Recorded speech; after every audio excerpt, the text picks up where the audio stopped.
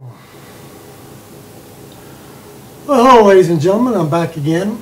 I thought I would comment on a story I saw yesterday.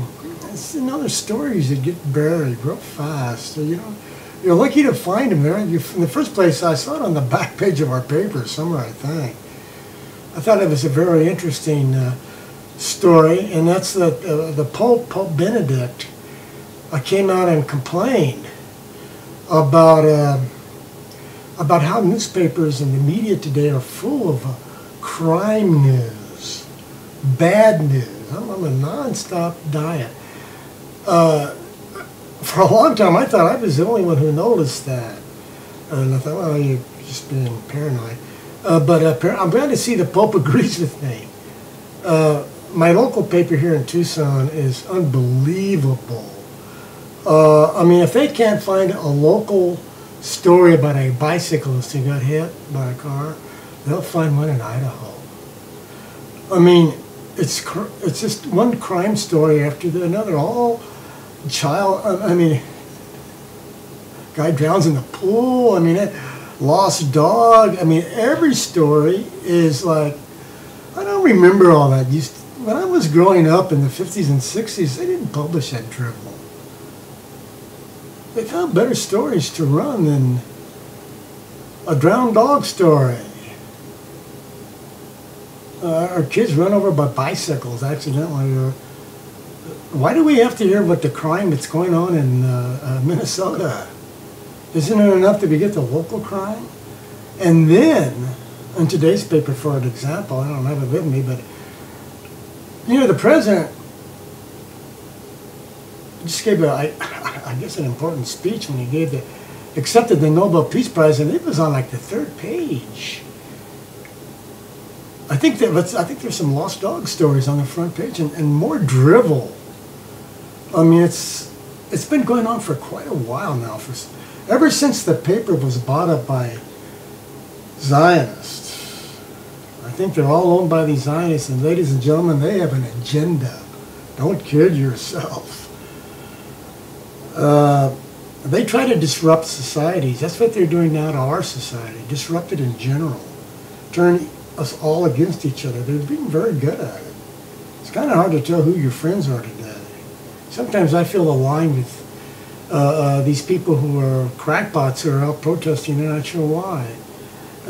Because there seem like a lot of reasons. But the bottom line is that all this is planned. And I think the Pope sees it. Thank God. It's good to see him, of all people, recognizing a serious problem in the world. Now, he didn't say that all the media is controlled by Zionists.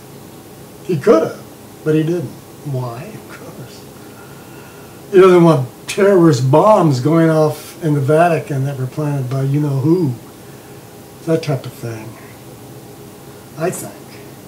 Anyway, he's got the guts to come out against the media and the crap they're printing. Papers are everywhere, full of drivel criminal crime news. And it's not just the papers. Look at my favorite station, MSNBC. Rachel Maddow's on there, Ted Schultz, Schuster guy's very good. Olbermann's good. He used to be better.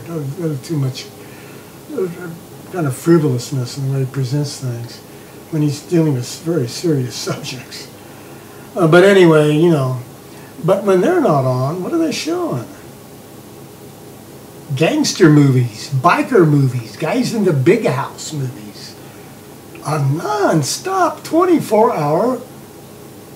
Now, what overpowers which? If you're a little child and you're watching these guys who basically you don't understand what they're talking about. Most adults don't. What are they influenced by? The big house movies, the gangster movies, the biker movies, the local thugs movies, which in a way kind of glorify them by giving them so much publicity, don't you think? The Hells Angels must be dancing in the streets. Like, hey man, they got a whole series on us, man. Oh, Sonny Barger, man, I tell you, the Jews have done more for the Hells Angels than they ever did for themselves. But anyway, folks, there is a media problem. I think we can start by passing laws preventing any, not just Zionists, but any special interest group from controlling that all-important media. It's probably, it's the First Amendment is about the media. It's about having a free press. And you don't have a free press when you have one group controlling it with an agenda to sell Israel and the hatred of other people.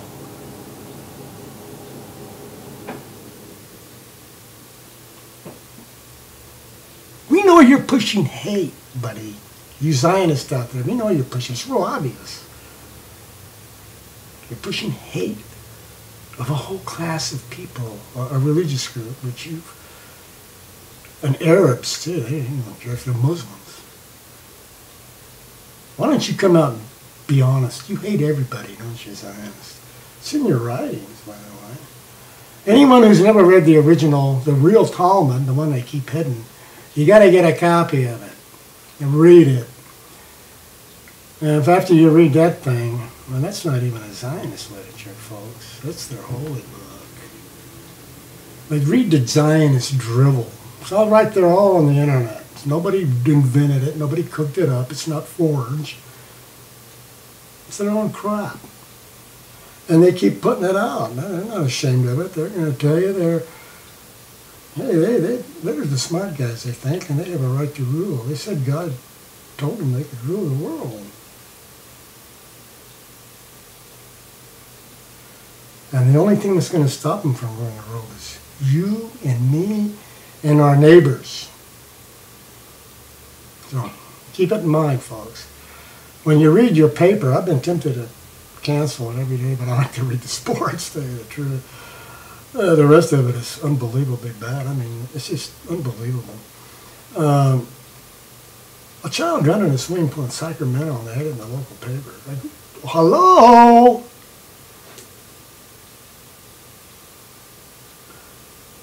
There's a reason for that, folks. It's all bad out there. They're pushing that crap on us so that people will be unsettled, and they obviously are. That's what these tea parties are about. They're about a lot of angry people who they're really unsure why they're mad. I know why they're mad, because they've been made mad by the Zionist-controlled media, folks. Write your local paper, write your local TV station, write Fox News, and write all of the NBC, ABC, write all those clowns and tell them you're sick of it.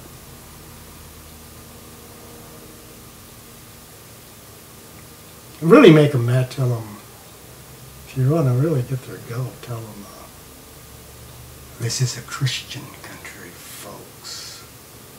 Like it or not.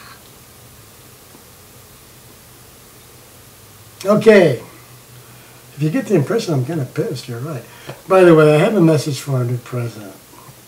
And that has to do with the way you've made me feel the last few days. By the way, you sold out the...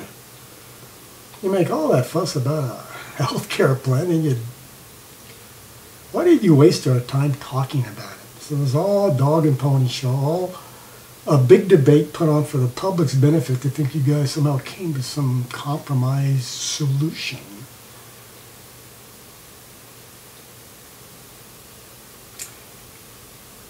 And the wars that we were supposed to get out of on a timetable. There's no timetable. Mr. President, we know that. The military guys say, hey, we got to be there 100 years, man, like we're everywhere else. We've been in Guantanamo for 150 years. We've been in the Philippines for 1,000 years.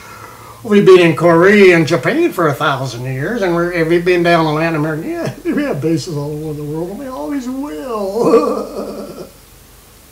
That's the story, folks. Call them on it. We got... The only thing we have to defend again is probably flying saucers. Look, and we can't do it. So look, okay, I'm running out of time now, so I'm going to move on. And, oh, by the way, I want to, just real quickly, I could talk about the president, but I wanted to show you how he made me feel after voting for him. Now, I'm tempted to wear this for the rest of the day. Just to let people know how I've been feeling. You get the idea, Mr. President? All right, well, I'll talk to everyone later. Y'all have a good day.